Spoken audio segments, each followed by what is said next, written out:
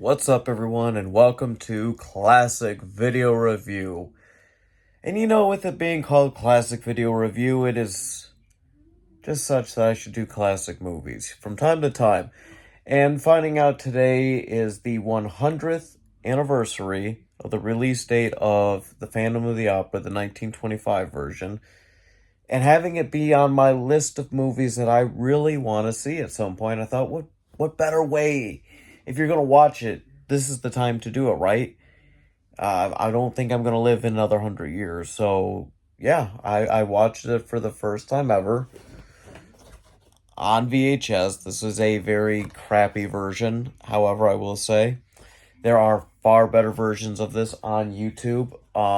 It is public domain, so anyone can, air it and play it, upload it, share it, whatever. But it stars Lon Chaney, and he did all of his own prosthetic makeup and stuff to create that. And of course, I have to show off the NECA, the original poster of it, and check that out. Isn't that cool? So yeah, this is my first time ever seeing it. I've never seen any of the remakes and all that, so first thoughts. Interesting. This was my first time watching a silent movie from start to finish. I love black and white movies. I love classical old horror films from like the 30s and 40s and on and so on. But the 20s, I mean, it's different. It's a whole different thing. It's interesting how they have to act, and it's all about your facial and your body language, and then cut to a couple words on the screen to sum it up. And so, the opera house, built over catacombs of dungeons and chambers, torture chambers and stuff.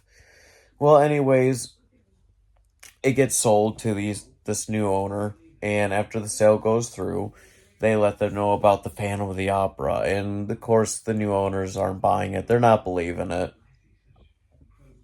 And they're told to go ask the guy who runs Box 5, and still no one really knows. There's one guy who does know, but he kind of gives up a summary, and it freaks everyone out.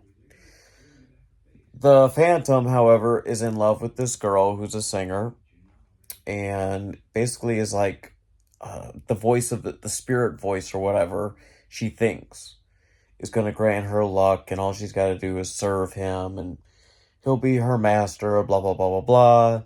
She's got to give up her true love, which was like Ralio or Raul or whatever his name was. And at first she does, because she's probably thinking in her head, this guy's going to be this and that. Well, he shows up wearing his little mask, and it's a lot different than I thought. I always pictured Phantom of the Opera like the half mask like this. This was like full blown, like up to here, with like a little paper thing for the mouth. So yeah, he takes her down like 5 catacombs down, like super far underground, through the black water. He's got her on a little gondola, takes him to his little pad, which is actually kind of nice. I will say, I love the settings. I love the way that the movie looks and feels. It's just like the late 1890s setting in London. It's really, really, really pretty, I have to say. And for a movie being 100 years old, I watched it all the way through. It wasn't boring. It was here and there, right? Like I said, this was the first time ever watching a silent movie. I've seen bits and pieces of Nosferatu.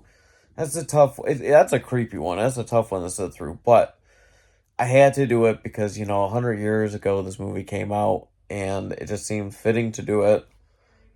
I enjoyed it.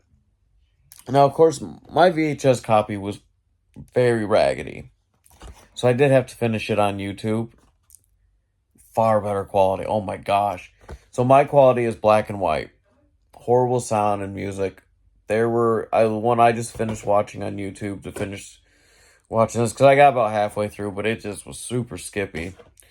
Really, really nicely done. And the only thing I have to say is, instead of being just full-blown black and white, it did change colors from time to time. It'd be like red, gold, and stuff. But yeah, in the Phantom, he drops a chandelier, killing people, strangles people, hung somebody. The townspeople go after him with torches until they beat him and throw him into the river. They kill him, basically. Which is kind of sad. And also weird that the Phantom's name is just simply Erik.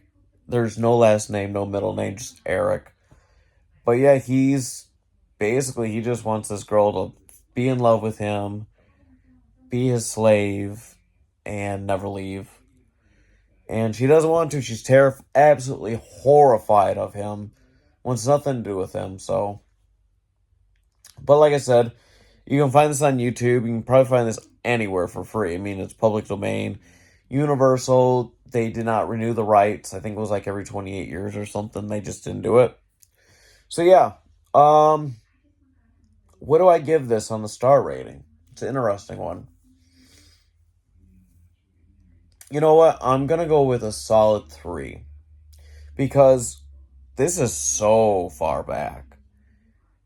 Silent. There's no dialogue, no nothing. You're just simply going off of facials and body language and the words that occasionally pop on the screen. Yeah, I gotta give it a 3. It was enjoyable. It was very different. I'm glad I watched it. It was, like I said, it's been on my list to watch. I love classic old movies, horror movies especially. And so, taking this one off the list is awesome to have.